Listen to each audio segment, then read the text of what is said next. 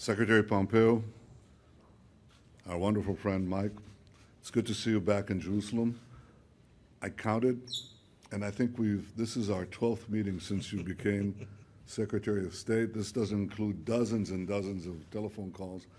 We've met here in Jerusalem and in Washington and in so many places in between.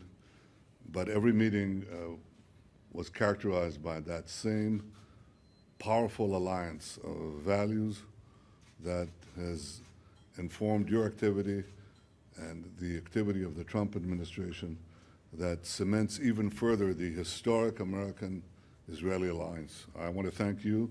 I want to thank the President for all that you've done for Israel's security and everything that you're doing to solidify this friendship. There are two great things that have happened since our last meeting. The first is that you have stood up to Iran's aggression and triggered the snapback sanctions. I want to commend you for doing so. I think people should realize that the Iran deal failed just as we predicted. Not only did it not mollify Iran's aggression, it fueled it and increased it. And we've seen Iran, since the JCPOA was concluded, emerging from its cage and devouring one country after another, targeting countries with rockets, with terrorism, with pillage and plunder and murder, all over the Middle East and even beyond the Middle East, including into your hemisphere.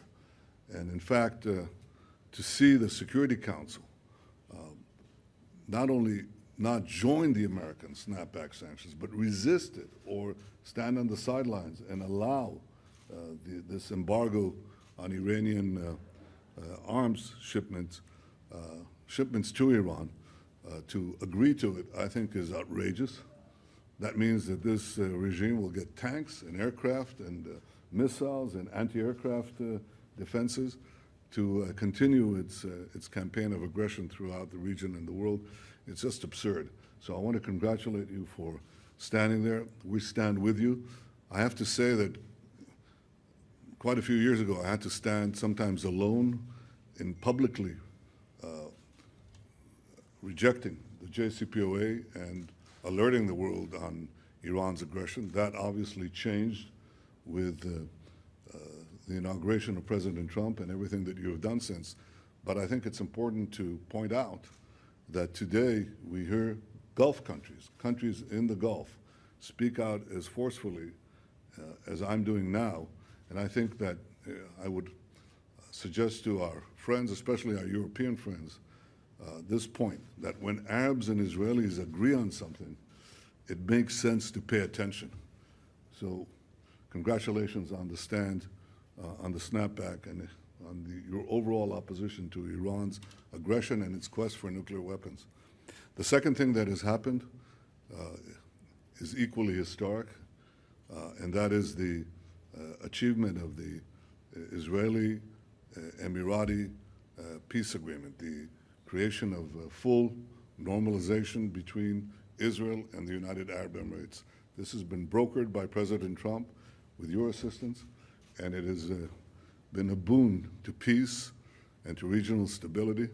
I think it heralds a new era where we could have other nations join. We discussed this, and I hope we'll have good news in the future, maybe in the near future. I think it makes sense. We have two of the most advanced economies in the world, brimming with innovation, Israel and the UAE. It's a natural fit, and the support of the United States makes this, I think, something with international ramifications. This is the alliance of the moderates against the radicals, against those who use violence and aggression to further their aims, against those who believe that we can offer a better future for our people through cooperation. I think it spells a change in the Middle East. It's the first time in a quarter of a century that we have a peace agreement.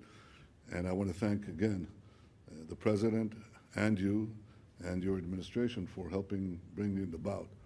I have to say simply that this deal did not include Israel's acceptance of any arms deal, and I don't know of any arms deal that has been agreed upon. It may be contemplated. Our position hasn't changed, but I also learned from Secretary Pompeo, heard again a very, very strong commitment that under all circumstances, the United States will ensure Israel's qualitative edge. That has been proved to be true over 4 decades of peace with Egypt, 2.5 decades of peace with Jordan. The United States stood by that commitment, and I have no doubt that it will continue to do so.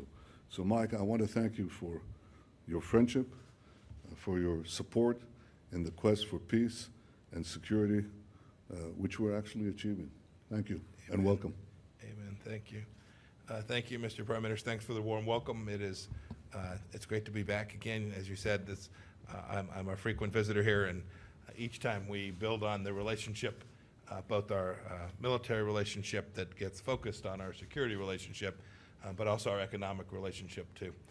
Building out opportunities. We talked about chances for our countries to work together as the whole world tries to push back against this virus that came from Wuhan, China.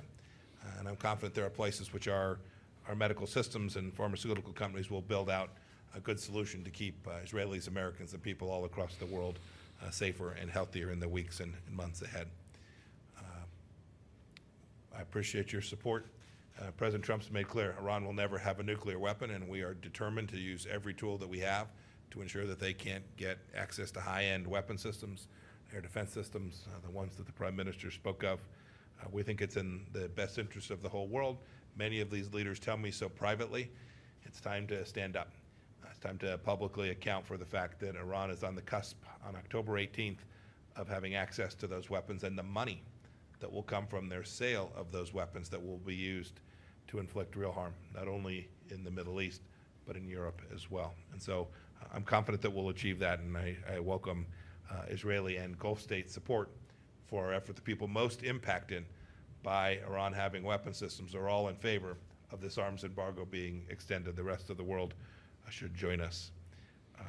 We had a chance I wanted to come here today in part to congratulate the Prime Minister. I'll travel to the Emirates to meet with them and congratulate them too. What's taking place here is deeply consistent with what President Trump set out to do, create a more stable, more prosperous Middle East. This is a really good step in that direction. Economic relationships between the Emirates, opportunities for innovation and science, travel between these two places will now be open, and that's important. That's important to create between Israel and this Arab state this opportunity. The Prime Minister spoke to the security commitments that were made. The United States has a legal requirement with respect to qualitative military edge. We will continue to honor that. But we have a 20-plus year security relationship with the United Arab Emirates as well, where we have provided them with technical assistance and military assistance. We will now continue to review that process to continue to make sure that we're delivering them with the equipment that they need to secure and defend their own people from this same threat from the Islamic Republic of Iran as well. We are deeply committed to doing that, to achieving that, and we'll do it in a way that preserves our commitment to Israel as well. I'm confident that both of these objectives can be achieved. And I've watched over these last days as there have been the first inklings of the benefits. You were telling a story about a young person playing piano. I think we'll see stories like this as I travel through the rest of this trip. I'm very hopeful that we will see other Arab nations join in this. The opportunity for them to work alongside, to recognize the state of Israel, and to work alongside them will not only increase Middle East stability, but improve the lives in each of for the people of their own countries as well. We talked a little bit about the challenge that the Chinese Communist Party presents to the entire world. I think the world is now seeing this. And then lastly, President Trump told me I would be remiss if I didn't once again say thank you for all that you have done to work alongside us to keep this security, to keep this relationship built. We've done our part in moving the embassy here by recognizing the reality of what the Golan Heights is, by acknowledging that these settlements are not per se unlawful. These are the kinds of things that nations can do together to work to increase the security and stability for our two countries and for the region as well. It has been a great relationship. It will continue to be a great relationship, and it was an honor for me to be with you here again today, Mr. Prime Minister. Thank you. You came on a day when the mask on Theodore Herzl's statue has been, it's right behind you there, has been removed, but the Secretary spoke about cooperation in COVID. We just had an interesting discussion about that. The United States obviously is leading the world in this effort. Israel is making its own effort. We are exploring now the possibility of combining our efforts, joining in ways to find both a vaccine and other ways to alleviate this horrible disease. In this, as in any other field, we have no better friends than the United States of America. Thank you, Mr. Secretary. Thank you, Mr. Prime Minister. Thank you.